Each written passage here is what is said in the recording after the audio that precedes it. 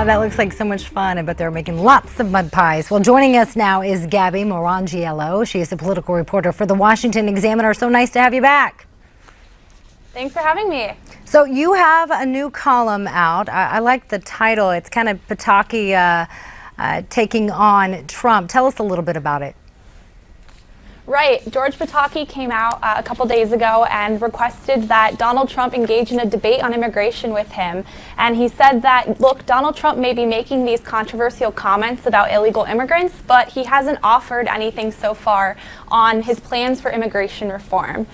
Which Pataki does have a point there. Other than calling for us to build a border and make Mexico pay for it, there has been very little substance in terms of Donald Trump's plans on immigration. But at the same time, Pataki is somebody who's consistently polled at less than 1%, and this could just be a publicity stunt for him.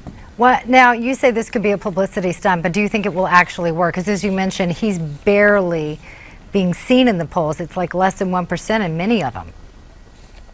Right. I don't think it'll work, and I've actually spoken to a couple campaign aides for Donald Trump who say that he will not be participating or accepting the invitation to host a debate with Pataki. And if Pataki really does want to talk about immigration, it would perhaps be better for him to reach out to Democratic candidates like Martin O'Malley and Bernie Sanders, who have endorsed these sanctuary cities and continue to back legislation that incentivizes prospective illegal immigrants to go ahead and cross our borders. Gabby, you actually go into detail about Pataki's, basically his stance on immigration. If you could briefly kind of tell us what it is.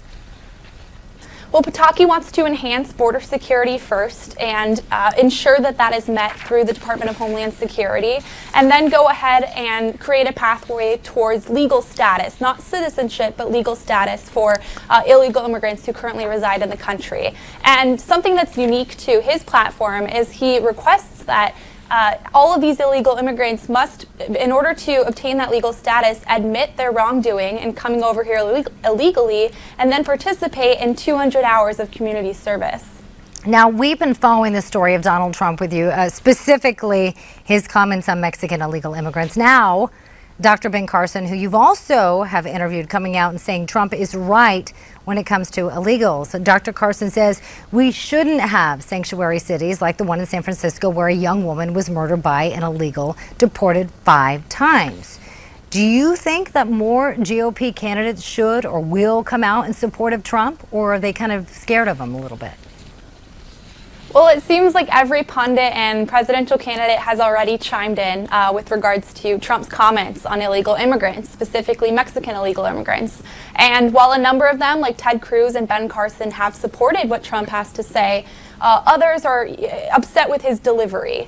But at the same time, I think that most Americans would agree with Trump in that illegal immigrants coming to the U.S. from Mexico do pose a significant threat to the U.S. in terms of national security and in terms of our economy. Gabby Morrongiello, political reporter for the Washington Examiner. Thanks so much for joining us again. And we'll be back with Gabby and David Goodfriend coming up next in our roundtable.